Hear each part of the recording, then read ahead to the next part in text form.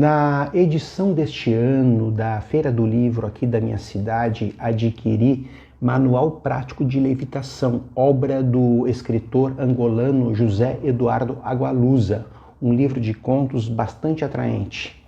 Agualusa é um escritor bastante inventivo, é um nome importante na ficção produzida em língua portuguesa e um autor preocupado em mesclar as culturas das ex-colônias portuguesas.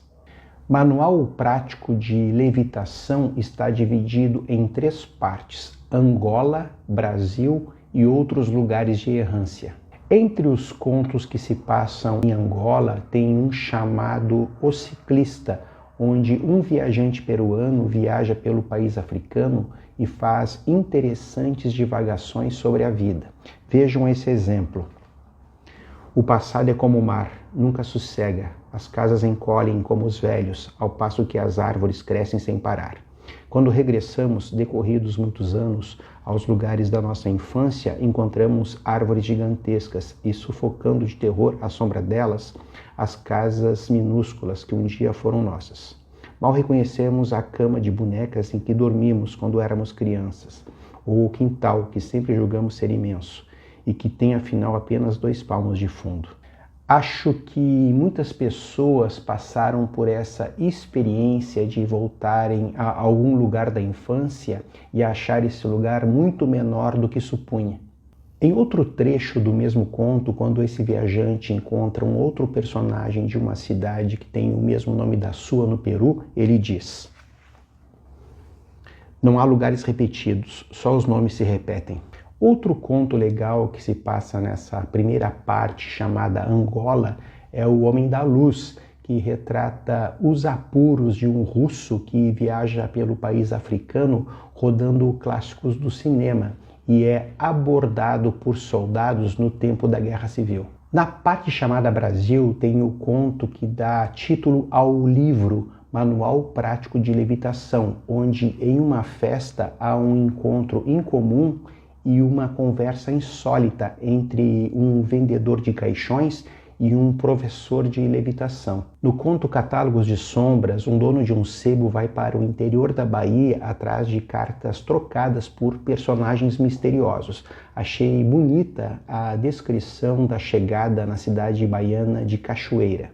Caía a tarde, uma luz dourada projetava-se horizontalmente de encontro às velhas paredes. As pessoas, os cachorros, inclusive os pássaros, moviam-se devagar, como se tivessem sido todos apanhados numa mesma armadilha de mel.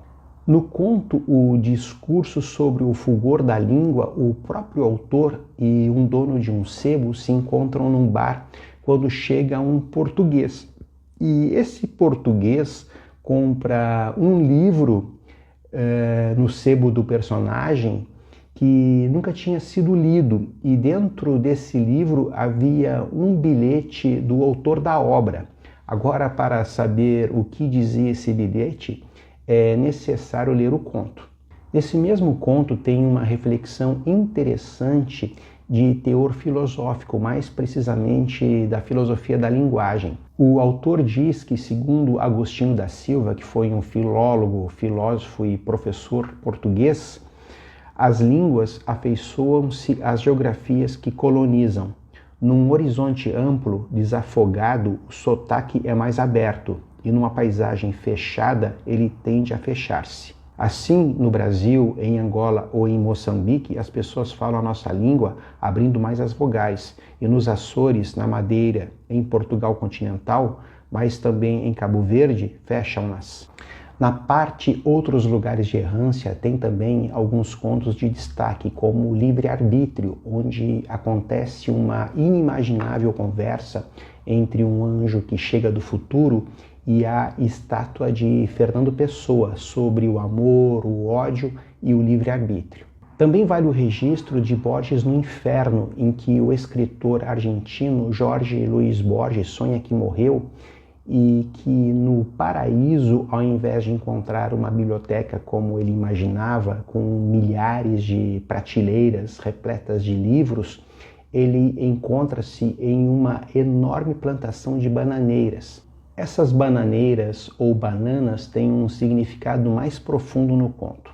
Por que é tão importante ver as estrelas é outro conto muito bom, que lembra uma reflexão já levantada no famoso documentário A Luz que Vem da Escuridão.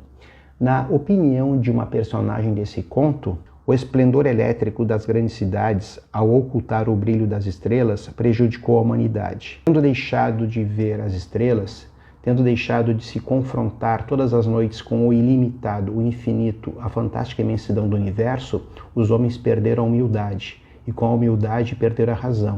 O desvario do mundo está diretamente ligado ao êxodo rural e à multiplicação vertiginosa das grandes cidades. Tem ainda um conto que descreve um encontro constrangedor de dois colegas de trabalho em um lago em Berlim, onde é praticado o naturismo. Por fim, em A Bigger Splash são exibidas as angústias e os devaneios de um personagem que tem seus exames trocados pelo médico. Bem, fica aí então uma boa sugestão de leitura, Manual Prático de Levitação, de José Eduardo Agualusa.